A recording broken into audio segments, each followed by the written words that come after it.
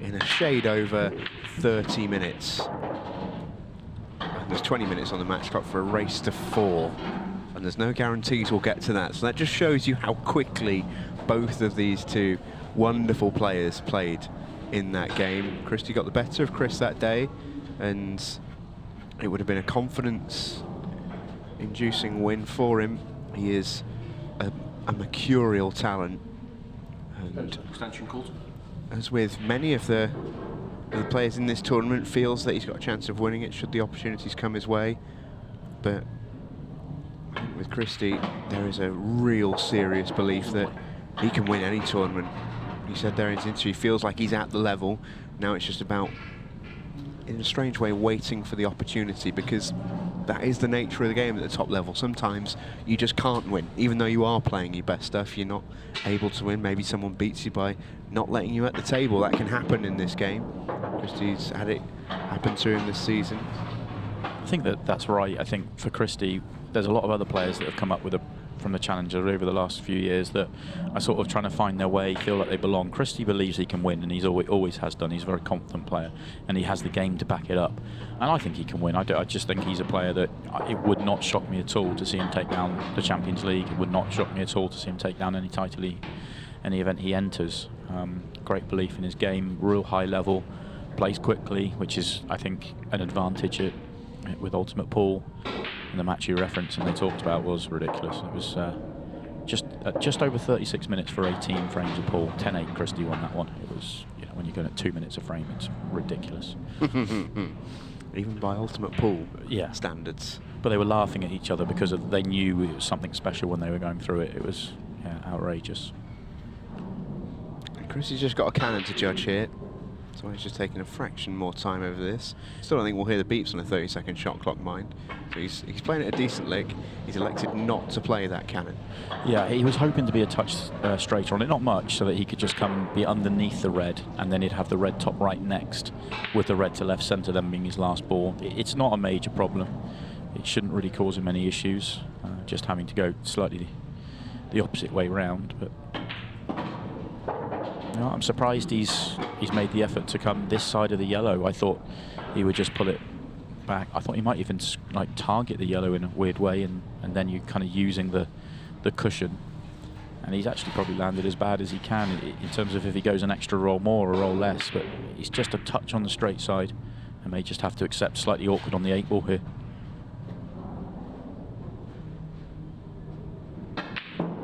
Yeah, he tried to pinch it. Tried to get across. I don't think that was, obviously it's a bad shot to miss the red, but I think it's the previous shot, the decision to come back to this side of the table rather than centre of the table. Centre of the table there would have worked beautifully.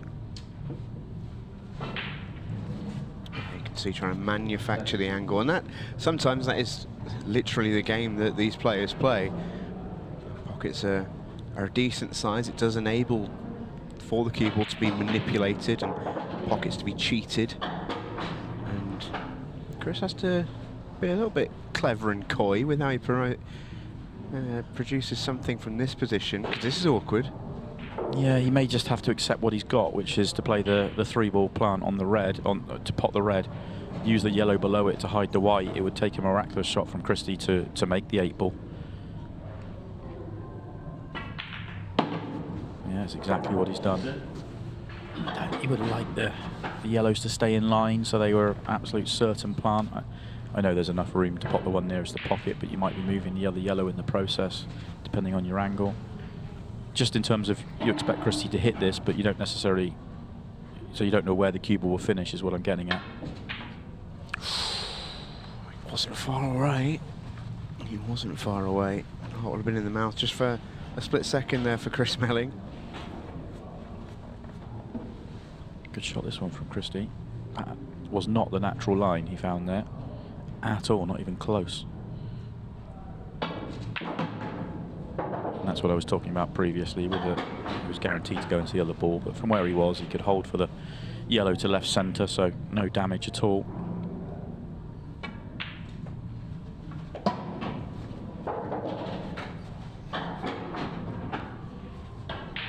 I said that Kristi Caulfield was a mercurial player. I don't think there's any player more mercurial than Chris Melling. He can just do things others can't. Like, it really is incredible. Even the very best, he has gears and levels that so many can't get close to. I thought you were right in the early analysis that we had at the start of the show.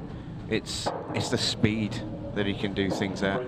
You know, there'll be times when he's saying, "Oh, he's in trouble here," and you're like, "Chris, you're looking at the same table as me." And sure enough, 2 shots later, he's in complete trouble because he's missed something, or the player's not seen it, or whatever it might be. Chris just sees the whole game just at an incredibly quick speed.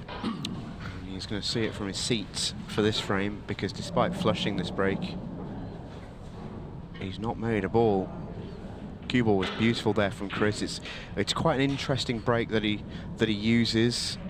He can chop and change on occasion, but when he's playing really, really well, that's the sort of break that he tends to like. It's a bit of an awkward one technically. It's a slight topspin break, so he gets the cue ball to bounce back and then park itself right in the centre of the table. Requires a lot of timing to be able to do that at a high level and consistently. And of course, Chris has got that in spades. But all the cue power in the world and nearly every ball above the centre pockets, and he's not made one. Big first shot here for Kristi, though. Yeah, he wanted to be yellows, didn't really have a good option on. Oh, and if that nudge has knocked the yellow past the red and the yellow goes, he's just gifted Chris Melling the frame. Yellow, if it needs work, it is not necessarily as big a gift as I was saying, because it did previously go to bottom left. He may have made it more awkward. Yeah, you can't really tell from there.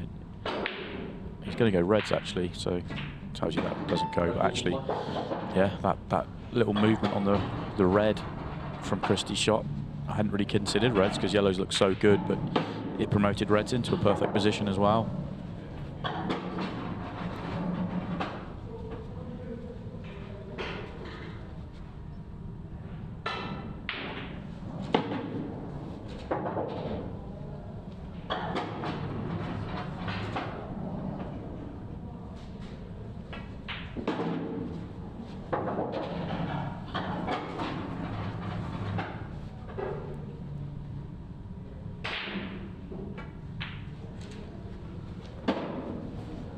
Perfect pattern this. Every single shot he's played has been a rolling.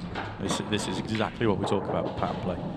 He has not put any spin on the ball at any point until about there. It is a beautiful visit. It's gorgeous stuff, that from Chris Melling. Chris, and I've had conversation with him, is fully aware that Tom is now a few titles ahead when it comes to ultimate pool terms, and he'd love to get this one on the board and start to catch him up a little bit. Oh, how's that break dry as well? Kristi will be sore with that one.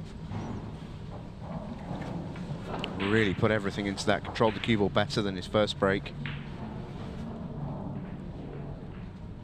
Well, that one made a ball, this one did not. That can be how weird and cruel this game is at times. Yeah, he's going to go reds. It's just a case of which one does he want to start with from hampered queuing. I think he gave half a bit of consideration to the double actually, but I think that's not the right play.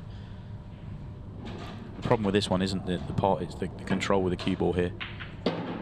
Oh, it's beautiful. Controlled that really well. Knew he was getting the cannon, knew how much of the cannon he was getting, and judged it to perfection.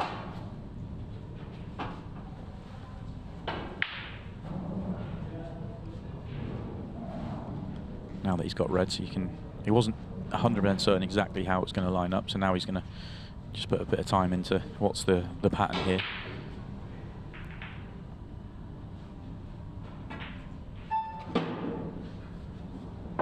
Talked a little bit earlier on in this match about manipulation and cheating of pockets. There was a great example. You know, the heart of the pocket there was very, very thin, but Chris has potted it right into the thickest part of the jaw. A little bit of bottom on it. Look how well he's held the cue ball. He may have been playing for the right hand of the two reds together there, but with the tiniest gap ever, in terms of if he lands on it, he's essentially out in his own mind. But he didn't quite, and he knew he was always going to have backups. He had one to bottom right, one to top left. So he if he had landed on it, he would have played it. He didn't, and I think now he's obviously looking to try and play one of those two reds to the bottom left, which then opens up the other one. And he's come just that touch too far to make it natural.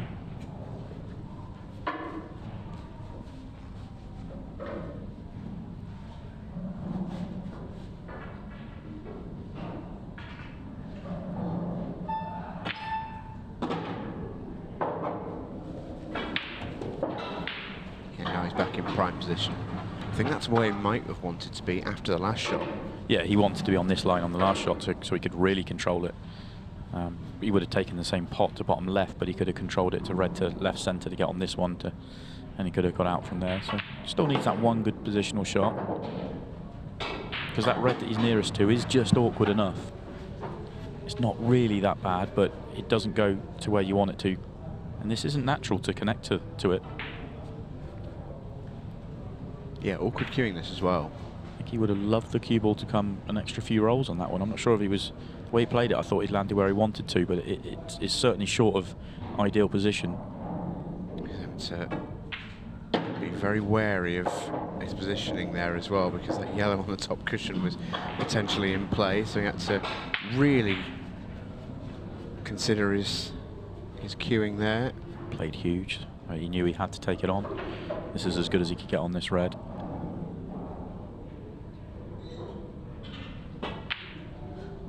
Wow. Oh, didn't expect that. Really didn't expect that. Yeah, I was just about to make the point that he'd be thrilled with the line that he left it on, because he didn't have to do anything with the cue ball, just had to make the pot. And normally, he doesn't miss balls like that. Big error. That keeps Kristi Caulfield in the match for me. He was down and out if he goes 3-0. It's a real surprise, that. Surprised to see Chris miss any ball, in truth. He's that sort of player. I don't mind the choice of shot there from Kristi. I think he could have controlled that yellow a little bit nicer, but in terms of where he's put the cue ball, you know, it's sensible percentage play, but this is a man who cares not for percentages. This is, you know, I love watching Chris at the table in any situation. This is where I really enjoy him. What has he got for us? Yeah, when he gets to open up that box of tricks. Yeah, it's very similar actually to the shot that Kristi played in the opening frame, and trying to create an angle that's not quite there. If he plays that natural, it slides and misses the red. Screws it into the cushion and just tries to get it to arc a little bit and try and get it going towards the top right. Incredibly hard to judge, of course. And well, it couldn't have come out much nicer for Kristi, you know, because I wonder if that was part of the consideration, knowing that Chris was pretty likely to hit it. Knew he wasn't really going to draw foul there, but he was going to develop those two yellows that were on top cushion, which were kind of a little bit dead in the water for Kristi Caulfield. Yeah, may well have been in his mind. You've got to ask yourself, why are you playing the snooker sometimes? Are you gaining an advantage? You're not expecting Chris to foul. So yeah, he may well have been thinking that, oh, Chris is likely to move some of my balls and make that top end, which was tricky, a little bit easier. He probably couldn't have hoped for it to come out any better than it did. And now we can get into a bit of a rhythm and a bit of flow here. Very much needed. Is the yellow that you referenced where he didn't want to put it on the middle of that bottom cushion? That could come back to bite him here. That shot that he had to play there wasn't really on. I think he landed dead straight on that yellow, which was a big problem. And now he's got a shot to play. He's going to have to hit this well. Yeah. And it just shows you reference it when he played it. That shot when it looked seemingly harmless, leaving the yellow in the middle of the bottom cushion when it was a simple shot really to leave that yellow in play. That's what's come back to bite him. Chris is not trying to take on the double. Wow. Playing the game here. Knows he's not leaving Kristi an angle that he can play this yellow on the right hand side and get to the yellow at the bottom, but Kristi's going to try and return the favour and get the snooker.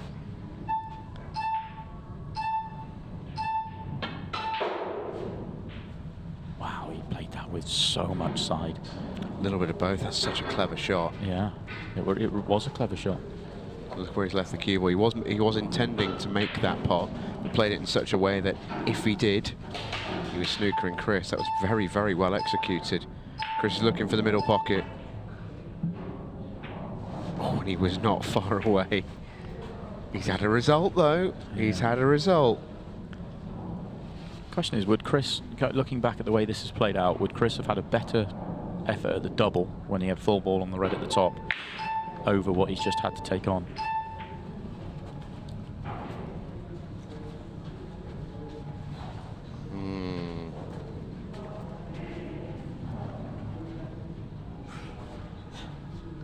Again, we ask the question of Chris Melling. He's had a couple of near misses, and that one's his nearest yet. Again, has he had a result? No. Not really this time. He must have been playing that off a couple, not getting the third. So didn't quite get that one right, but nearly worked. That's wasted 4 minutes though. When Kristi came to the table after Chris missed, there was 7 minutes left in the match. So that's wasted 4 minutes in not being able to do the clean kill of the frame. And that 4 minutes might hurt him a lot. He's always been a player though that's capable of winning anything he's ever played in. Oh, Is that cue ball in? How about that for a break? Wow. He's hitting it as soft as I've seen him hit the break actually. He never really gives it the full power. He can go a lot more than this, but he is very much going for the control over the power on this table tonight. Oh, Kristi's watching that cue ball, begging for it to reach. It's not going to. You would though. Yeah, of course. But equally, you've got to be prepared, haven't you? In 15 seconds a shot, you need every spare second to get up there and get going. We have just ticked down into this crucial part of the match, and Chris is playing clock a little bit. Yeah, that was clever from Chris, because it's not just leaving nothing on. He's also putting a red into a really awkward area of the table, making the reds really challenging, and the yellow at the bottom's awkward as well, unless it passes the red. So he's sort of not just playing it awkward, making it as hard as he can in terms of the layout. Although the yellow's maybe okay. I think that yellow might pass at the bottom. Yellow's certainly an option, probably slightly better than the reds right now. Chris knows. Kristi's going big here. 3-ball plant into the centre. Oh, that was very tough to take that on. Chris knows he had the option of waiting. He knew Kristi was one that had to go.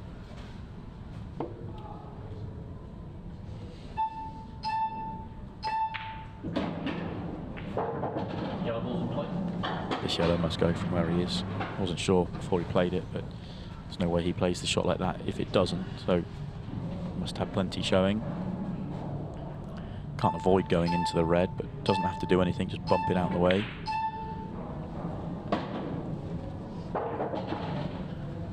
Wow, I say just has to bump it out of the way. He hasn't. He may not be on anything here.